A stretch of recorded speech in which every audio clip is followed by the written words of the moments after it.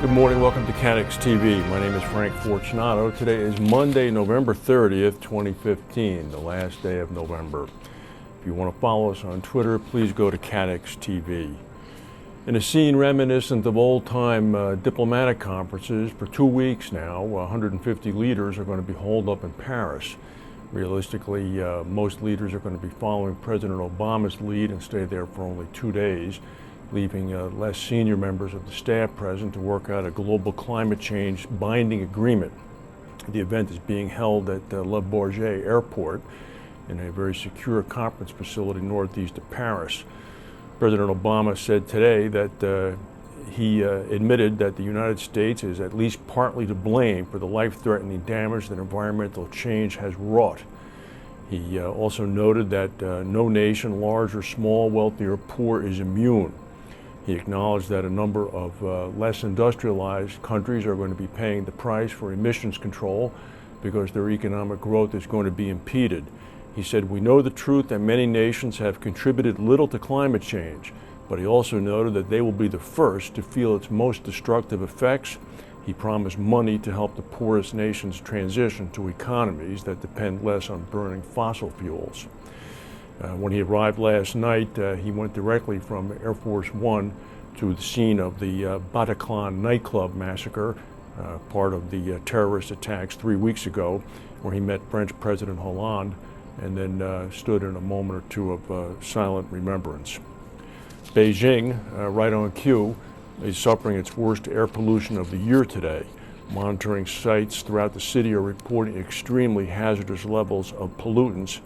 The city authorities have issued a rare orange alert, the second highest of 4 danger levels. Schools have suspended outdoor activities, and polluting factories have been required to reduce production. Outside Beijing, readings are even higher than inside Beijing.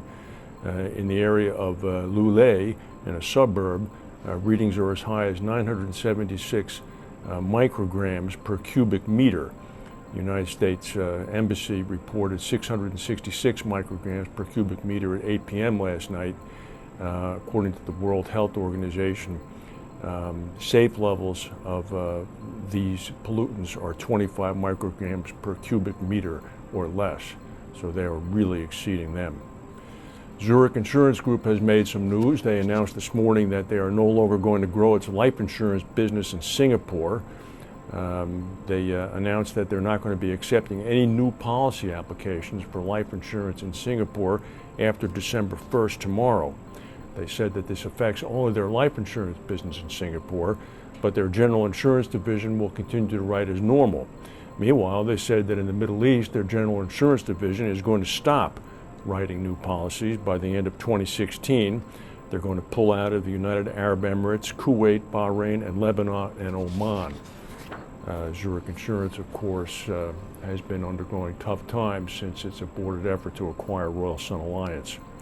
In Australia, Australian insurer Suncorp has revealed that it had paid more than 343 million Australian dollars, or almost 250 million US, to settle more than 90% of its claims from the major Brisbane hailstorm that hit in November of 2014.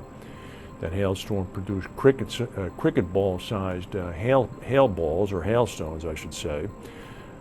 They also revealed, the Insurance Australia Group Council revealed that rival Australian insurer IAG expects to take about 170 million Australian as a net loss as well. In other news from Australia, insured losses from the bushfires in South Australia have now reached $54 million. These are the fires around the city of Adelaide. It was declared a catastrophe just last week by the Insurance Council of Australia. Some of these losses from 2015 now, including the bushfire as well as an April hailstorm, have now penetrated into the reinsurance sector of the industry. A total of 2.25 billion US have been incurred in losses by primary insurers in Australia. IAG has drawn down $50 million of its aggregate cover by June 30th, and QBE, meanwhile, ceded $106 million of its CAT claims in an aggregate treaty that it has with Berkshire Hathaway over the first half of this year. In a recognition of how lucky we actually are, Aon Benfield has come out with their annual, or I should say their quarterly review of natural cat disasters. And the strongest storm ever recorded in the Western Hemisphere, which was Hurricane Patricia, that had sustained winds of 200 miles per hour, fortunately did not hit an insured area. It did destroy 5,000 homes and killed 14 people. However, the insured losses for Patricia are expected to be negligible. If it had hit further north, it would have hit rather densely populated areas and in fact incurred quite a large insurance bill. As it is, the economic losses from Patricia are expected to be above $300 million. However, the insured losses are expected to be probably under $6 million US. So meanwhile, in the United States, people are focusing on President Obama and wondering exactly what's going to happen when and if the global climate change talks end, and what the deal will be for the Americans to bring back to try to pass through the Republican-controlled Congress. It's thought that President Obama will try to implement whatever deal he comes back with through executive order if he fails to be able to push it through the Congress, so we'll see. That's the news for today. If we have any breaking news, we'll come back and tell you. Thank you for watching, and we'll see you tomorrow.